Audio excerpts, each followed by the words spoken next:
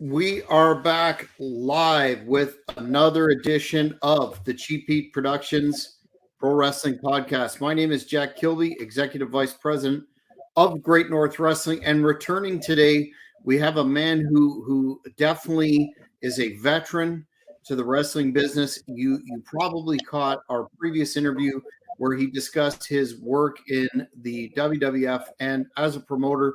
But today we're here not only to talk about Mr. Jason Speed, but his son who is going to be debuting with him as a father-son tag team.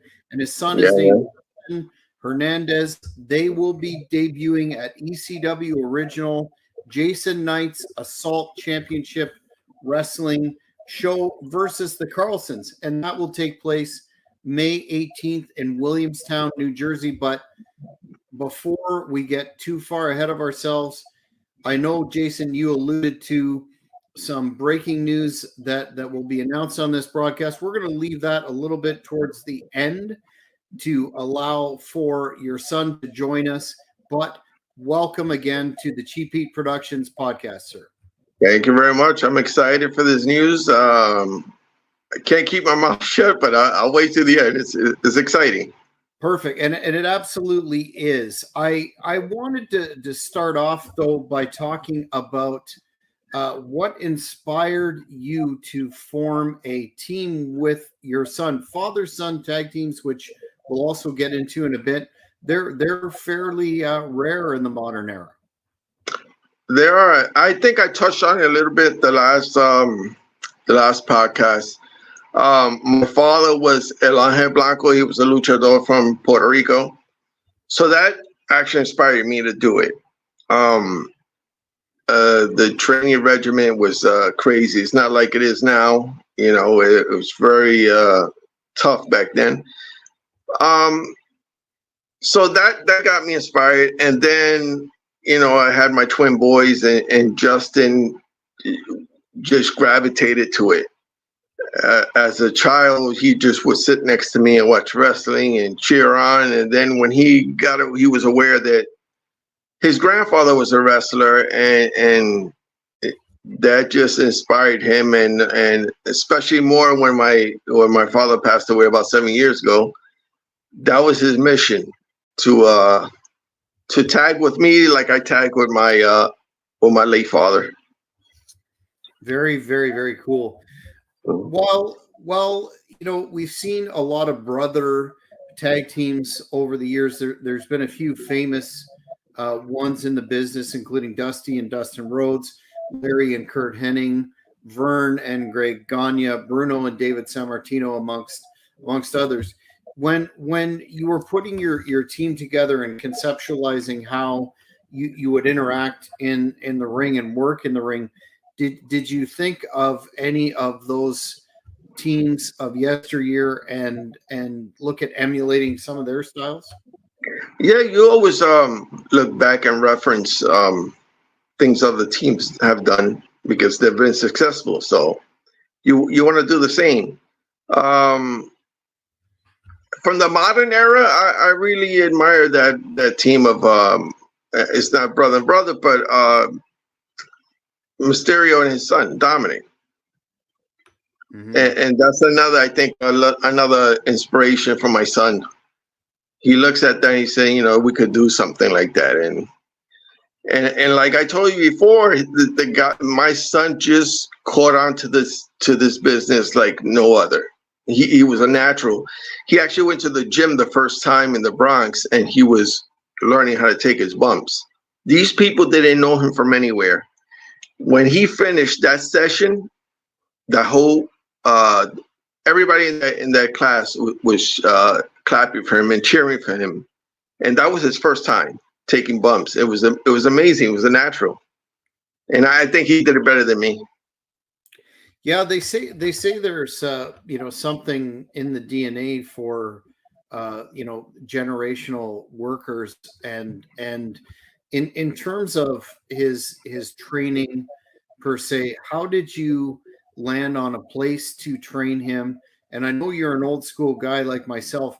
How did you structure or envision his training program to go? Because I know you probably didn't start off right away with running through bumping, etc. No, for the first thing, I sat him down and explained psychology and worth ethic and locker room ethic. And what I had envisioned for the physical part was old school. That's I think you should learn now, and it shouldn't change. I kind of think that the guys today got a little more easier than we did back in the day. Like I say, and I'm not exaggerating, my father taught me bumps on a marble floor. That's not easy. This was in the Bronx when I first started in the Bronx, New York. Once I got in that ring, it was nothing. Once I took those bumps in the ring, and he didn't treat me any different than anybody else, and that's what I intend to do with my son. Mm-hmm. What? How long now? Your debut's coming up, as I said, in May.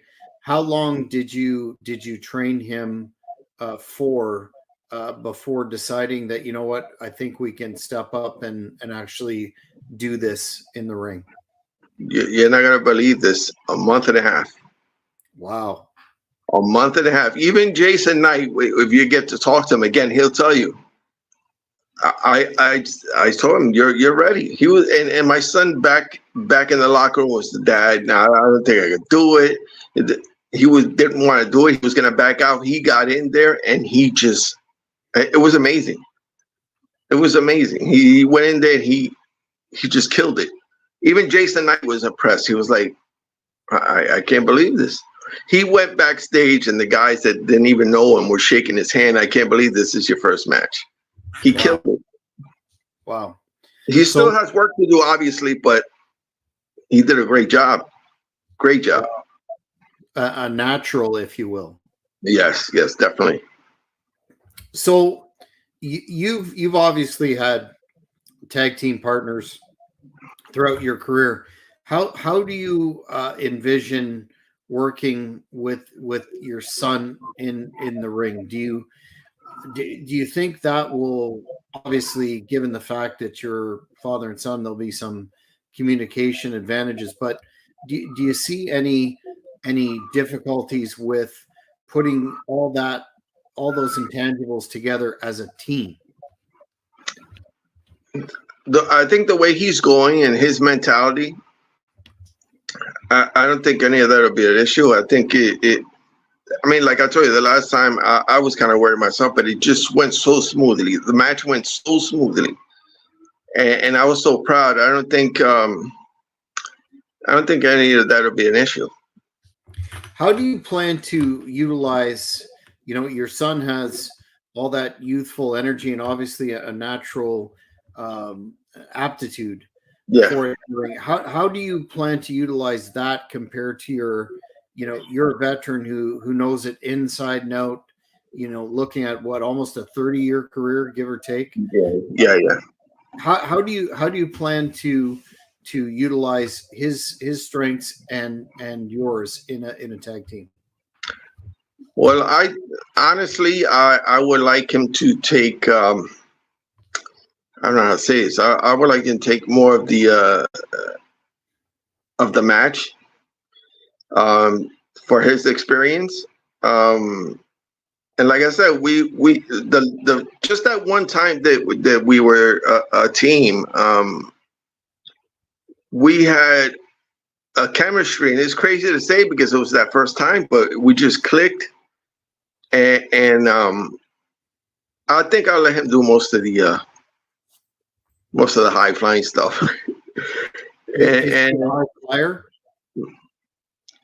He does. He is a mix, but that's what he likes to do. Mm-hmm. Mm-hmm.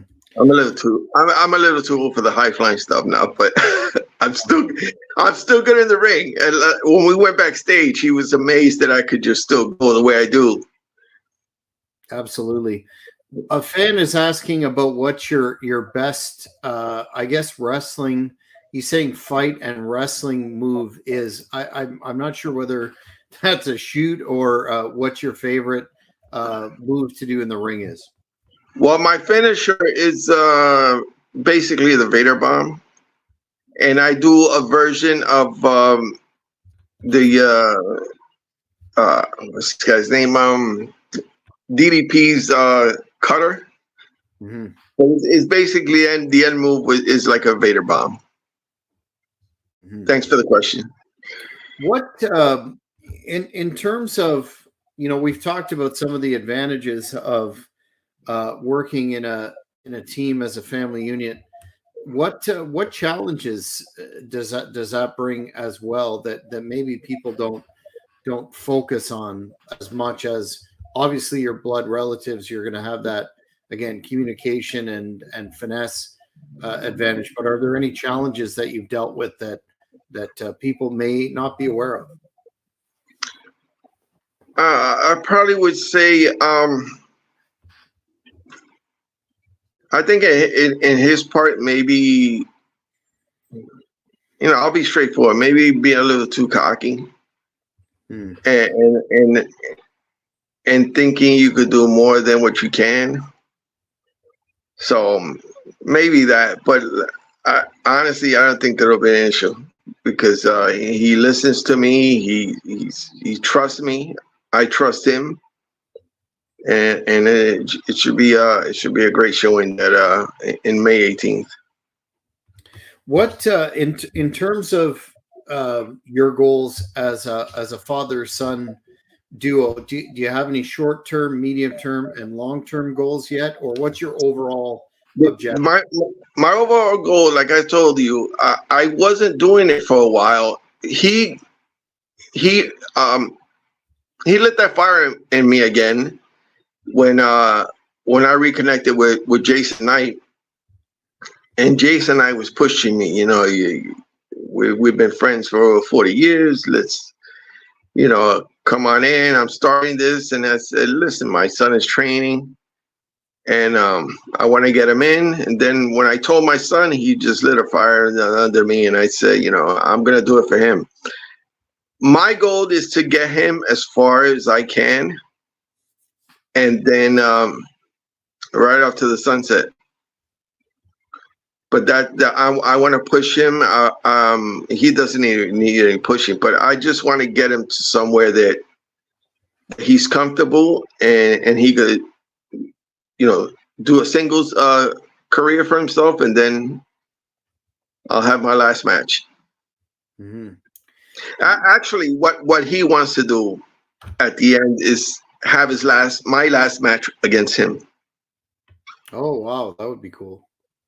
So that's what he wants to do. Does he envision being in the business on a more or less full-time basis, or how is he approaching it from? That's what he wants to do. That's exactly what he wants to do. He's always talking about maybe a goal of going to AEW or something like that. But yeah, that's what he wants to do. Do you?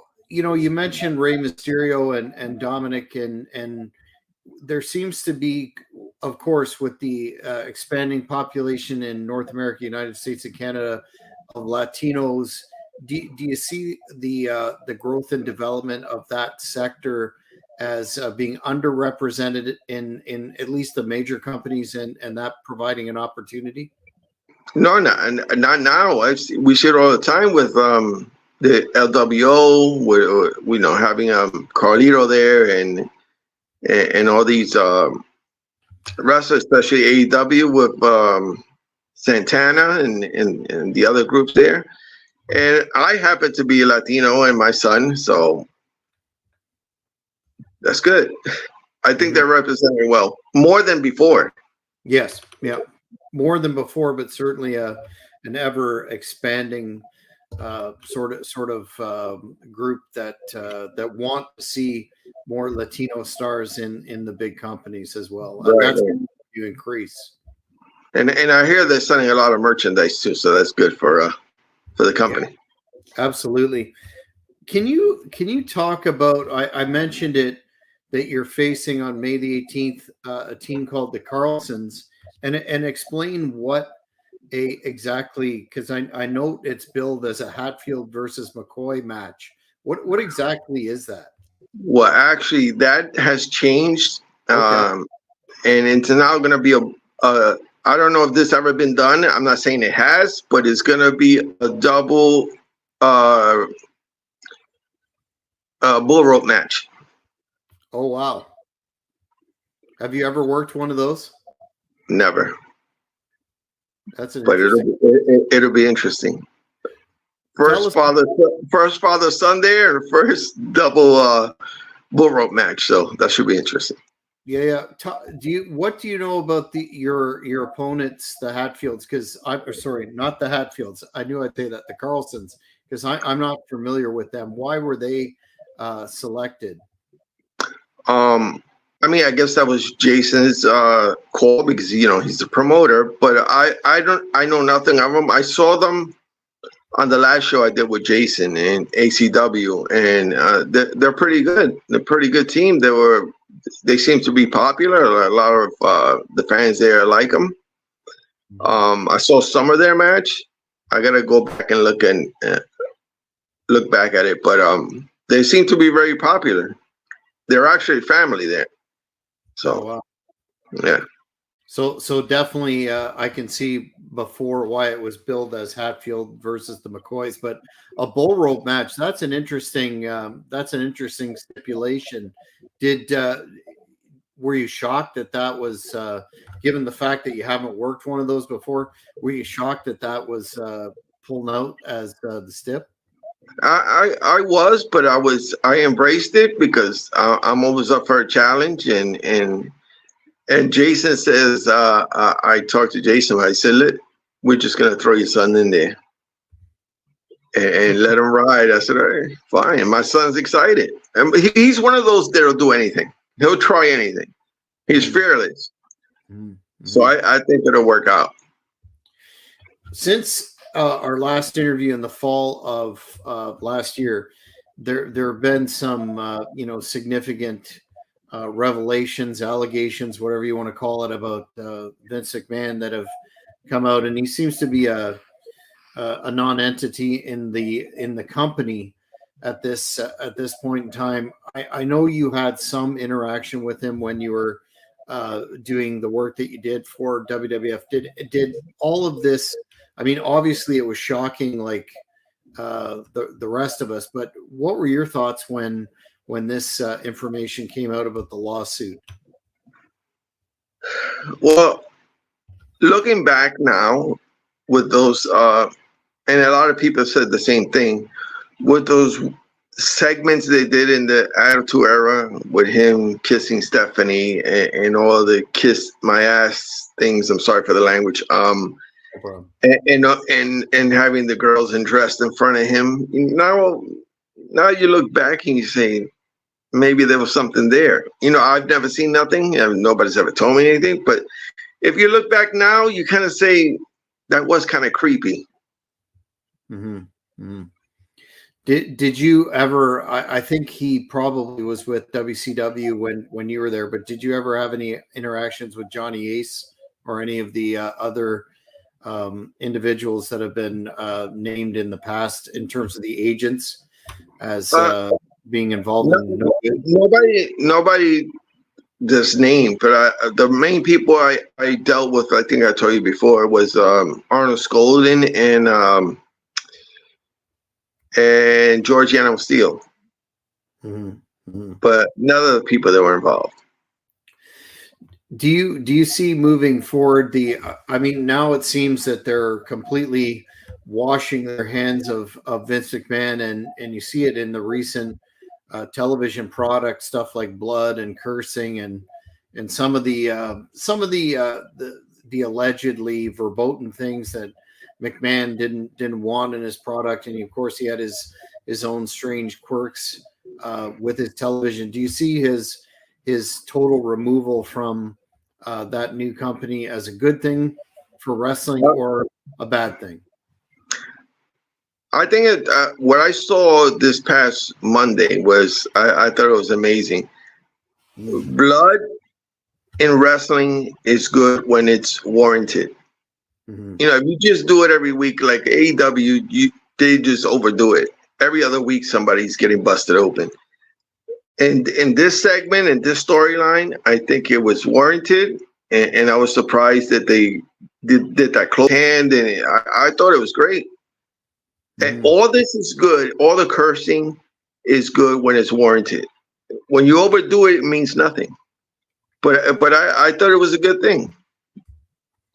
Yeah, I couldn't agree more. A fan is asking here if you've ever worked or work with female wrestlers. I guess that intergender thing. I've done one or two. Actually, the last thing I did was an intergender match. I had what's this lady's name? She was from Angelina Jolie. Angela. What's her name? Angelina Love. Yeah. Right. She was my manager. One of the last few matches that I had as a single.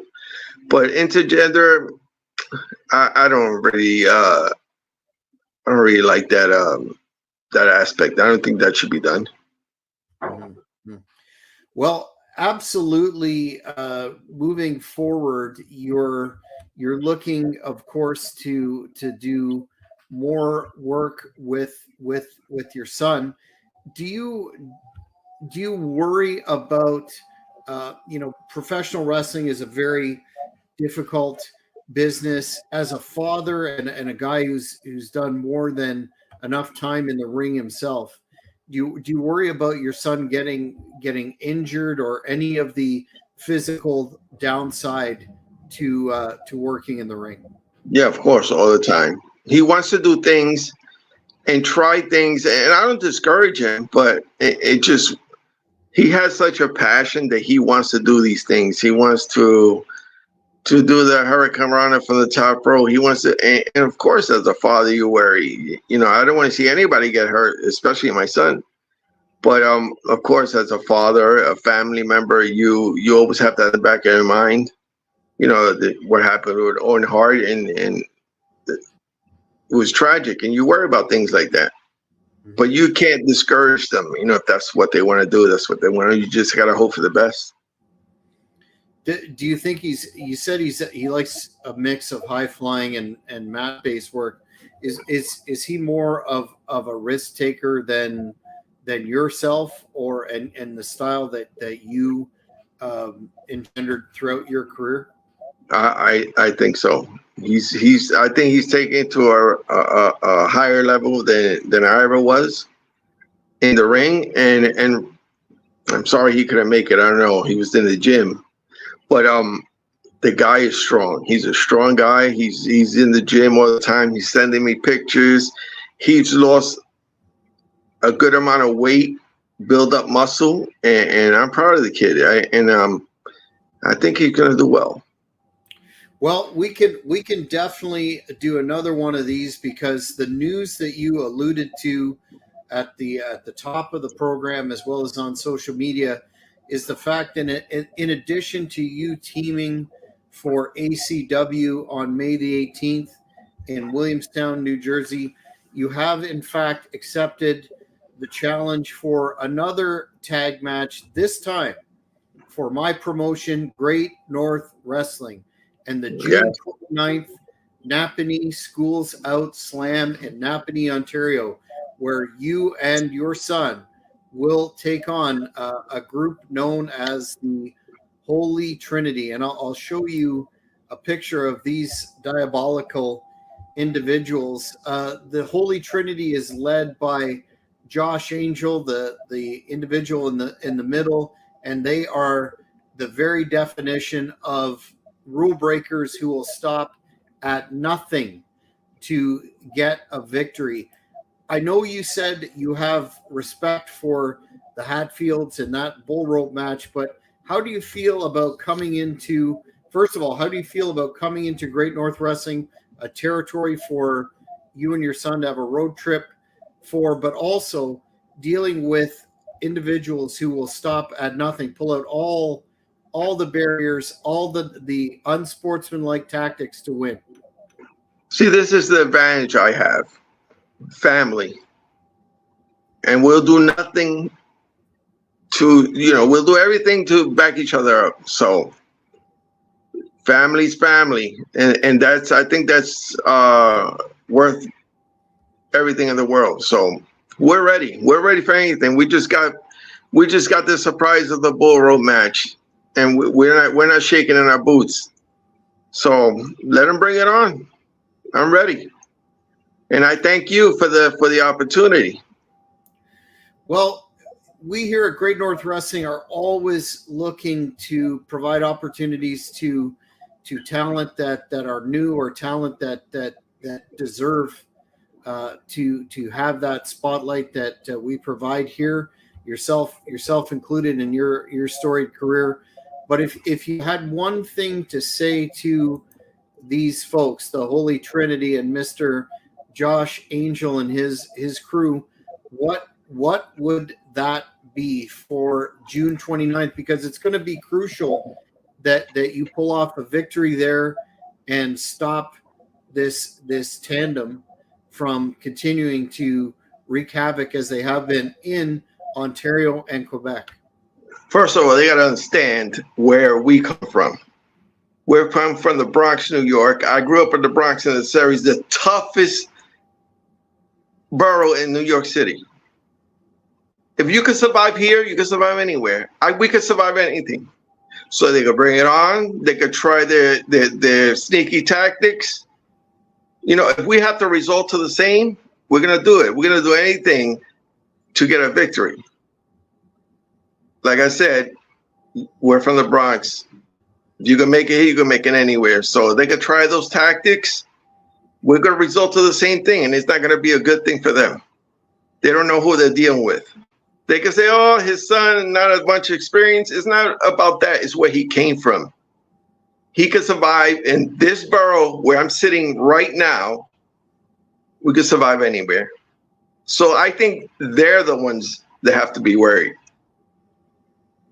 Well, fair enough. It's a tried and true tactic to fight fire with fire, but that match will be one of many on the June 29th Napanee Schools Out Slam in Napanee, Ontario, headlined by multi-time WWE Tag Team Champion Rene Dupree against the Prodigy Nathan Banner, a hired gun, if you will, that I have secured his services for, given the fact that Rene Dupree has proven that he is a nasty rule-breaking cheater and assaulted me in November at the Renfrew Reckoning.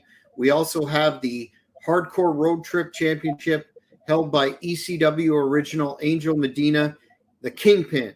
He will be putting that on against Big Daddy D. Roy, or on the line against Big Daddy D. Roy. But I'd be remiss if I did not mention a man that you're probably familiar with, Mario Mancini of WWF fame in the 80s and early 90s.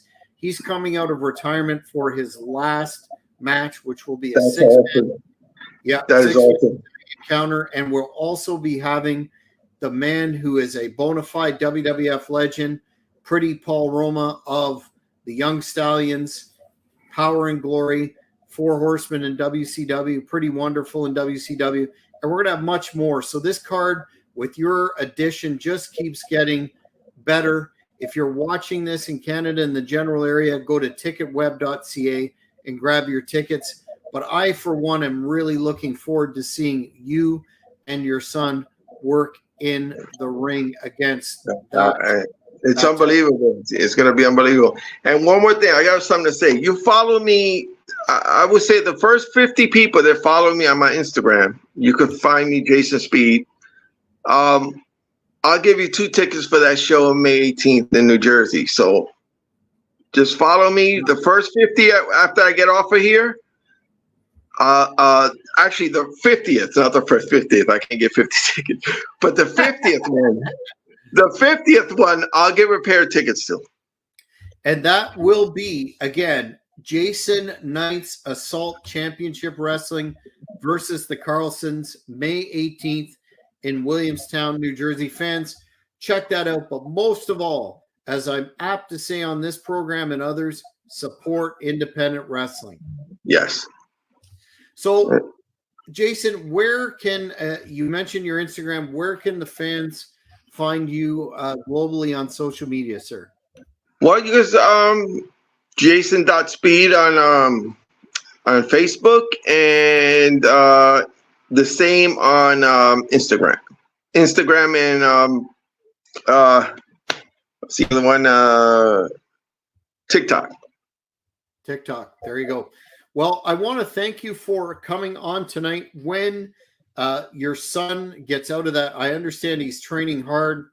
He is doing what he needs to do. We'll have you back after the May 18th show to go through that and how that went, but before the June 29th Great North Wrestling event, and we'll do an interview with him as well. And have that tag team of yours on warning. Like I said, you want to go that route, try to get a cheap win. You know, we got a couple of things under our sleeves. Well, you certainly, like I mentioned before, you certainly bring the experience on your hand and the young fire and the strength and the enthusiasm in your son. So it's going to be the type of wrestling that the fans of Great North Wrestling have come to expect, and I'm personally looking forward to that one.